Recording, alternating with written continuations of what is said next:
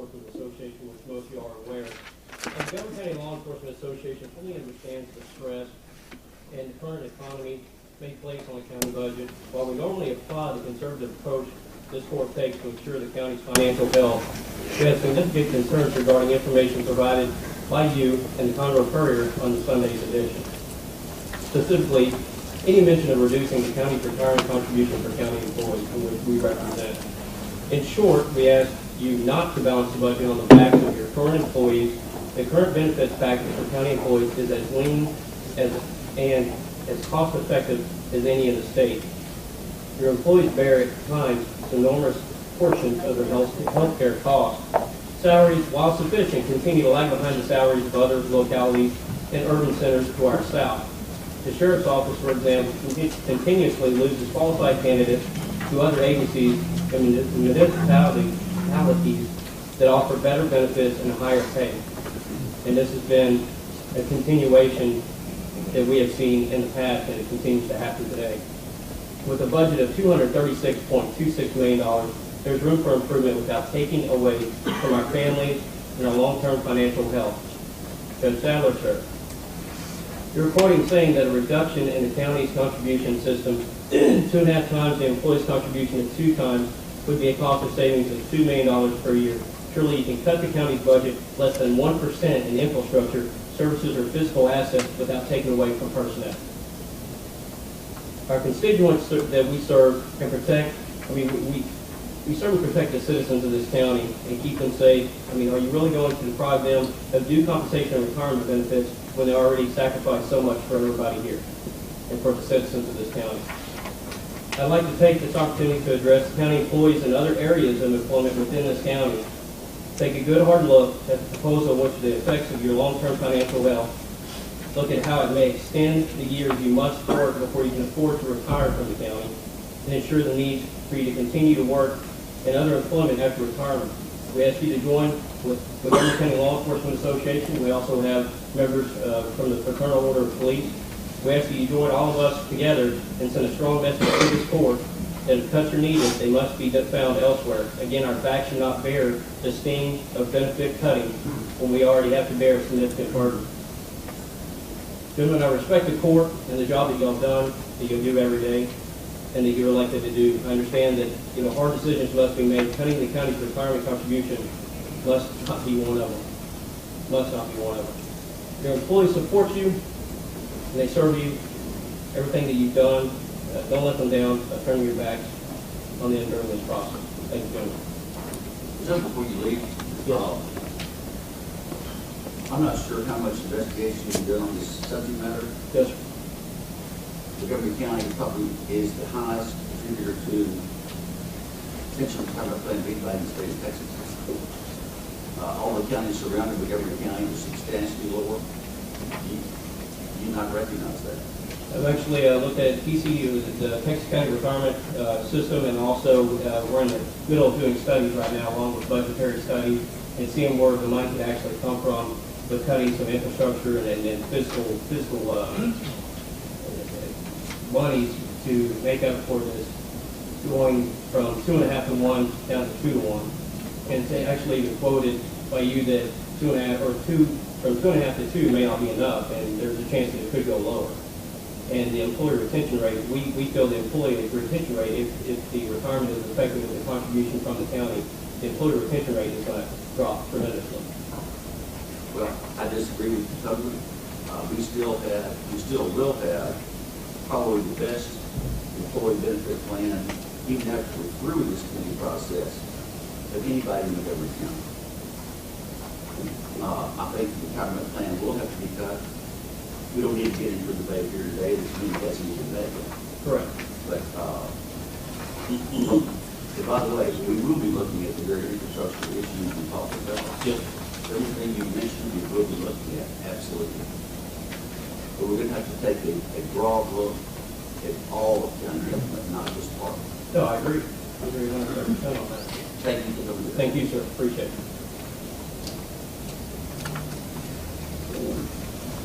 Are there any other citizens that would like to address the court today, since we got that part open?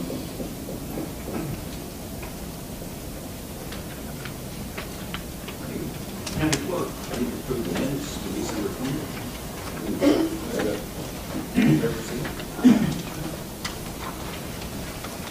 Commissioners, on consent on page 9, item 9, number 3, needs to be moved to the agenda. Page 5, item 9, D4. Person department asking to remove I have to check this.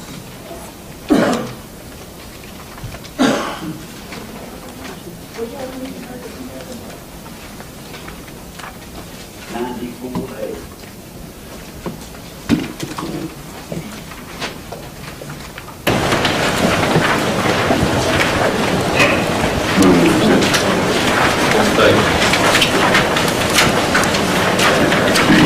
All in favor, say aye.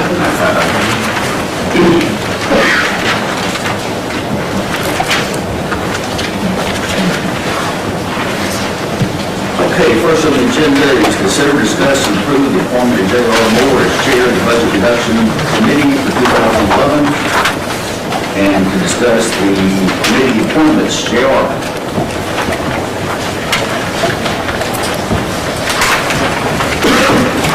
This morning I feel here early and passed out a copy of the letter that I sent Judge Sadler and Commissioner Chance, along with the immediate action required on budget questionnaire on the Senate departments. I don't know if you had a chance to read it yet, but I would like to go ahead and introduce to you the committee that I've selected for this. The actual committee membership will be composed of 4 people: myself, Phyllis Martin, County Auditor, Mark Mooney, County Engineer, and Daniel Jones, Assistant County Attorney.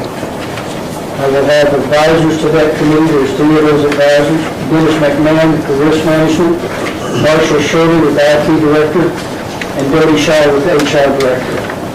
My assistants will be the people that work for me, and that's my Executive Administrative Assistant, Carol Etheridge, and Shannon Ligon, who has been my Special Project Supervisor. If you look at the goals and objectives that are there, if you want me to go through those, Judge, I will. If you want to wait and schedule this for another time, that's fine too. If the goals, if you want Whatever to... the court's pleasure. You want? Whatever the court's pleasure. Want me to go through and answer your questions? Good girl. All right. Those objectives, number 1, is to review all county departments, cost of operations, and determine justification of the department and their expenditures. Number 2, review all benefits relating to mandated requirements involved with outside funding to determine if cost justifies continuation and whether it is in the best use of the taxpayers' money. Number 3, review possible consolidations of department services or privatization of small departments. Number 4, review TCDRS and the cost of employee benefits. Number 5, review options for sale or lease purchase of fixed assets. Number 6, review cost of car allowances versus mileage reimbursement versus county-owned vehicle assignments. Number 7, review alternatives, eliminations for voicemail costs on county phone systems. Number 8, review necessity of county cell phones and cost savings for same with eliminating all the department heads in one system. Number 9, review cost of phone system at the county jail. Number 10, review vacant positions and continued funding for them. Basically, we're going to do this in 2 parts. The first part will be to look at all non-elected official departments. There's 30 of those departments that we'll review. It's our plan to give you a report on April 11th of our findings and basically give you options, not recommendations, but options based on those findings so that you'll make the final decision on what to do. After that, we will go for the elected officials. We're aware that elected officials and their employees are not subject to changes until the regular budget process. However, if we discover some changes during the non-department budget that will affect those departments, then we'll probably go in and talk with them first, and they'll be some of the first people we talk to once we start the second phase. Along with that, I have a questionnaire that's attached there that pretty much outlines 12 questions that I'm going to be asking each one of the department heads. I welcome the court to give me any additional questions they'd like for us to look at. However, I'd like to caution you that one of the reasons I took this position was the fact that it would not be micromanaged. I wouldn't have people telling me what to do and what not to do. I wouldn't have people saying they wouldn't meet with me without some kind of repercussions. With that in mind, I'll be glad to answer any of the questions the court might have. Is Judge Edwards here? Judge, why don't you step forward and repeat the conversation that we had last week? Some ideas you have? Well, it really started with a conversation with JR last week. The courts are all independent departments and are treated as such by the commission. So I think that it would be helpful if I, as the senior judge, I'm now going to bench on anyone else, would be the advisory to JR in about what we have needs or what we can cut in operational sense. Another thing is, it's not even a department, is the cost that we're spending on indigent defense. Right now, all the money you're spending on the 12 operations of the courts does not meet or exceed the cost of actually paying indigent defense. I mean, you're at $4.5 to $5 million in operation courts aren't that much. And what you got is 100 subcontractors in this county who are unsupervised in a very limited capacity. So I would like to be an advisor to JR about options that this court can implement, not the judge, but what this court can implement in order to drastically cut those costs. I think that it's not necessarily practicing law. The representation of the poor and the people charged with crimes is considered pro bono. Lawyers did this as a learning opportunity at a law school. They were mentored by more seasoned lawyers to help them along so that justice could be done. Now it's for money. We have created in this county a cottage industry of lawyers who think that they were entitled to this money, entitled to those appointments. And I want to put in, I've been on the bench a long time. I'm really not afraid of anybody or the defense law or anyone else. And I think that I can make a difference. I think I can work with the commission on indigent defense set up in the state for various options. We're spending too much money to vote, and I think it's time to end. So if you're looking for cut costs, I think in the operation of the budgets of the courts, I think we're pretty lean. We can improve in sharing. We don't share courtrooms, we don't share jury rooms, we don't share kitchens, rec rooms, we don't share reception areas, we don't share copy machines, we don't share employees, even though we're all on the same floor here. And that's should be looked at. So with your permission, I'd like to help out what I can with JR and give this court some options about indigent defense. Let me add to this. With the conversation I had with Judge Edwards, it started when he came over to get his license plates. I welcome that input. I just did not feel like the judge could be an advisor. But we did discuss a couple of things there that I was pleasantly surprised with his comments about the necessity of this versus the necessity of that, and I welcome that opportunity to court so places. I think it's a great idea. It's been an issue we've talked about for years, 4 years, and I can count. If you can come back with some great recommendations, Judge Edwards, I welcome that. So I think you ought to be an advisory member to JR's committee. I appreciate it. I agree. Yeah, I think that's one area where should be some substantial. It's huge. Is that done? Thank you for coming today. A second area I'd like to talk about, commissioners, is Mark Bosma, I think has a great knowledge of the physical assets, the physical infrastructure of this county. Possibly adding him as an advisory member to the board, I think would be valuable. I'm glad that you got your keys out of the office, it probably wouldn't be a bad idea.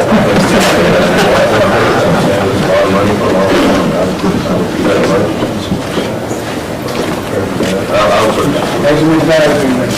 I was really glad to have Mark Bosma as advisory board member. I second that. All in favor, say aye. Commissioners, anybody else who would want to talk about as a member or advisory member of this committee?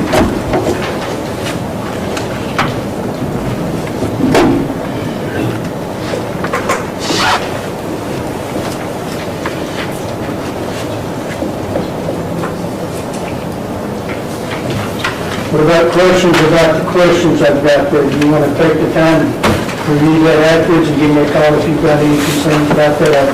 I've given this to Judge Sauber and Commissioner Chance early, and for them to review as the judge and Judge Pro Tem, and I've got some input back, excellent ones from Judge Sauber. Yeah, that's the first question. I'd like to just comment, I'd like to make comments on the questions later, but I'm sorry, my hearing aid is... motion. I will move to approve the committee.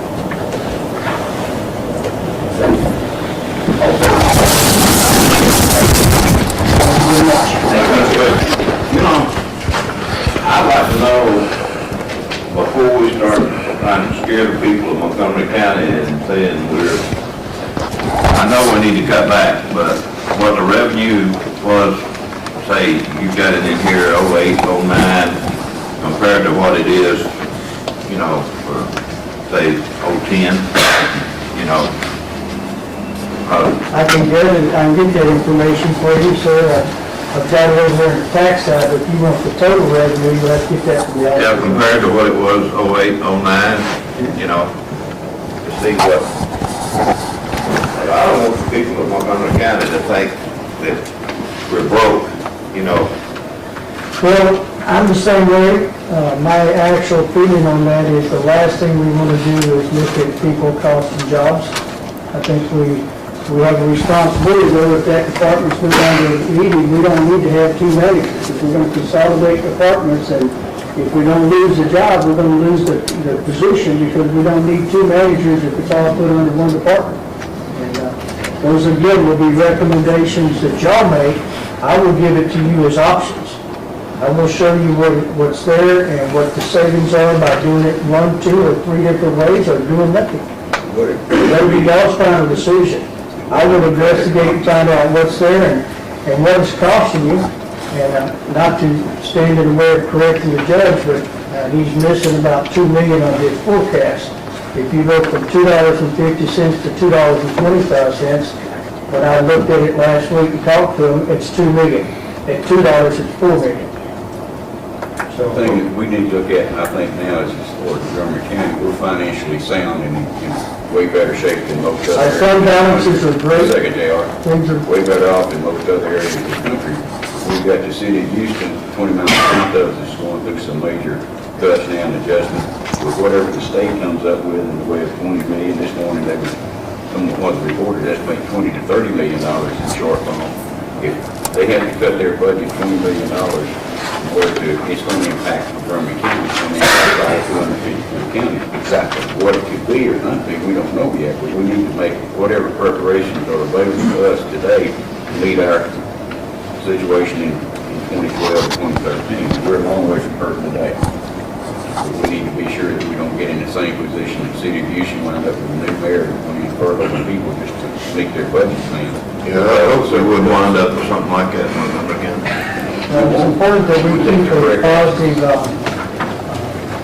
image with this committee. That's why I'm not going to let anybody know what's going on until we put it all together and bring you one report, and then each one of you commissioners will receive that in advance. I don't believe that we do anything that cause gossip and innuendos that are simply not truth, or it's interpretation by making this public information to all departments. So our committee will be mum about this till we finish that first step, and we'll bring it to you in advance if y'all take an action on it. Are we talking about, when you're talking about cutting the benefits from 250 to 225, is that with the present employees or new employees? Commissioner, all of those things are going to be reviewed. I'm not talking about anything yet. I'm talking about everything. That's just one part of it. If you look at the 10 items that I gave you there, that's just one of them. Again, when you get those options will show you what action will, with each action, what the benefit will be and what the downside is to that. So again, you will be making that decision, not the committee. we're on a fact-finding mission. I mean, I think my conversation with you, Commissioner Chance, is that we wasn't gonna cut present employees. We can't change the rate that's been contributed or the dollar amount that's been contributed up to the day we make the change. If you were only 250, 100 for the last 20 years of your retirement, we still be paid at that 250, 100 up to that change date. And anything contributed after, say, January 1st, 2012, that rate change is 2 1/4, and you be paid on your retirement based on 2 1/4 from that day forward. You have Not to change December anything that's 15th of occurred this in year the to make that Is that decision. correct, Coach? That's correct. Yeah, what I think Commissioner Chance is saying is you still get the benefit of 250 contribution all the prior years. That doesn't change. And it changes from that point forward. JR, thank you for your work on this. We really appreciate it.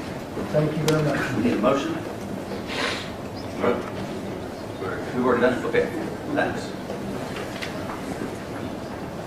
Okay, Commissioner Sam.